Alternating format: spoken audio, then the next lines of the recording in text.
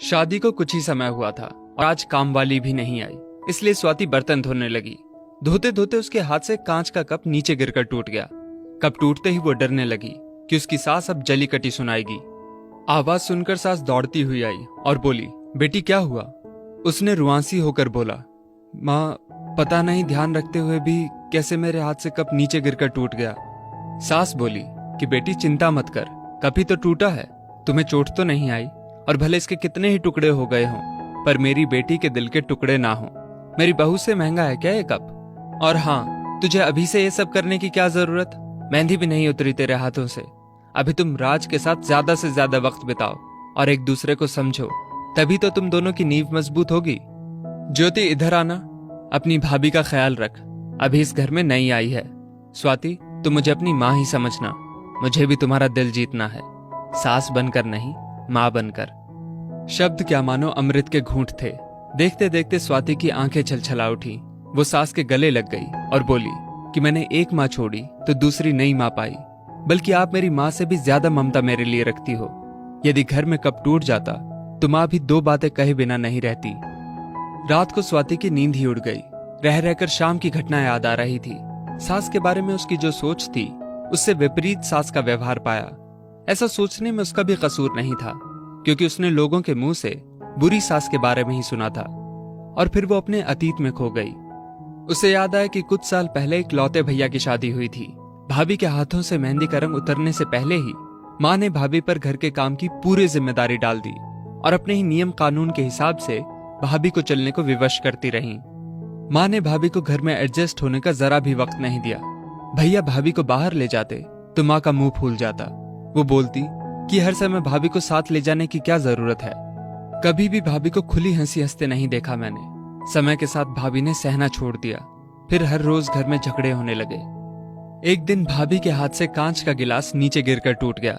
माँ चिल्लाने लगी कि कितना कीमती गिलास फोड़ दिया, रोज इतना माल खाती हो, उसकी शक्ति कहाँ गई? अपने मायके में गिलास फूटा होता तो मालूम चलता। कोई भी काम ठीक से नहीं होता, ना जाने कहाँ ध्यान रहता है तुम्हारा। भाभी भी भड़क कर बोलने लगी कि हाँ, मैं तो बैठी बैठी खाती हूँ, आप तो खड़ी खड़ी खाती हैं। जब से आई हूँ तब से रोज, जब तक दो चार जली कटी ना सुना दो तब तक आपको चैन नहीं पड़ता।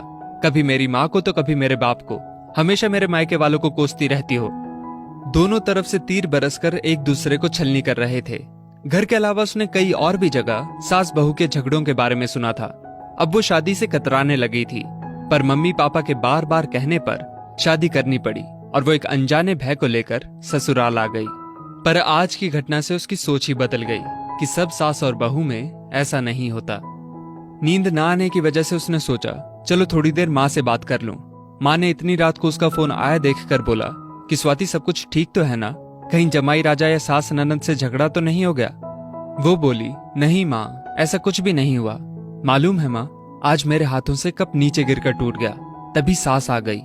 और आगे बोलती उससे पहले ही माँ ने बोलना शुरू कर दिया, बेटा फिर तेरी सास के चिल्लाने पर तूने अच्छा सा जवाब दे दिया ना? हाँ बेटा, कभी भी दबकर नहीं रहना। तू पढ़ी लिखी अच्छी लड़की है, तेरे में कोई कमी थोड़े ही है जो सुनेगी। तभी बात को काटते हुए तेज आवाज में स्वाति बोली कि माँ अब बस करो, मैं अपनी दूसरी माँ के खिलाफ कुछ नहीं सुन सकती। माँ सहम गई और बोली, तू ये क्या बोल रही है? हाँ माँ, आज मेरे हाथों से जब कप गिरा तो सासू माँ ने मुझे कुछ नहीं बोला। सारी बात बताकर अंत में बोली, अब तो आप समझ गई ना सारी बात। और हाँ, सास ने सिर्फ बोलने के लिए नहीं बोला, वो वाकई में अपनी बेटी की तरह मुझसे व्यवहार करती हैं। माँ एक बात कहूँ, आप बुरा तो नहीं मानोगी? माँ ने कहा, हाँ बोलो बेटा। माँ, काश आप भी मेरी नई माँ की तरह भाभी के साथ व्यवहार करती तो शायद भैया भाभी अलग घर में नहीं होते। माँ, मेरी सास ने शुरू से ही अपने प्रेम से नींव मजबूत कर ली, तो उस पर टिके परिवार में मजबूती कैसे नहीं आएगी?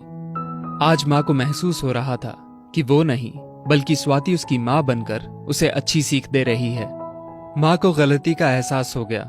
स्वाति आगे कुछ बोलती उससे पहले ही माँ ने कहा, स्वाति अब जब तू यहाँ आएगी तो यहाँ पर भी पूरे परिवार की नींव में मजबूती पाएगी।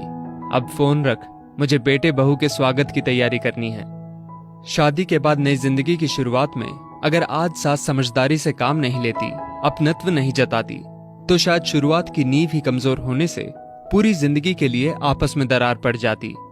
कप को फूटने से कोई नहीं रोक सकता, किंतु प्रेम को टूटने से तो हम रोक सकते हैं। कांच के टुकड़े हो जाएं, पर घर के टुकड़े ना होने दें।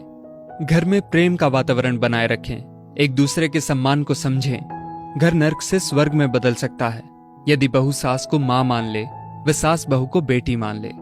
दृष्टि बदलने से सृष्टि बदल जाएगी। दोस्तों, इस वीडियो को लेकर आपकी क्या राय है, नीचे कमेंट करके जरूर बताइएगा। और अगर आपको ये वीडियो अच्छी लगी हो तो इस वीडियो को लाइक करिएगा, शेयर करिएगा ज्यादा से ज्यादा लोगों तक। और ऐसी और भी इंस्पिरेशनल वीडियोस के लिए सब्सक्राइब करें हमारे YouTube चैनल को और Facebook पर फॉलो करें हमारे पेज को। धन्यवाद।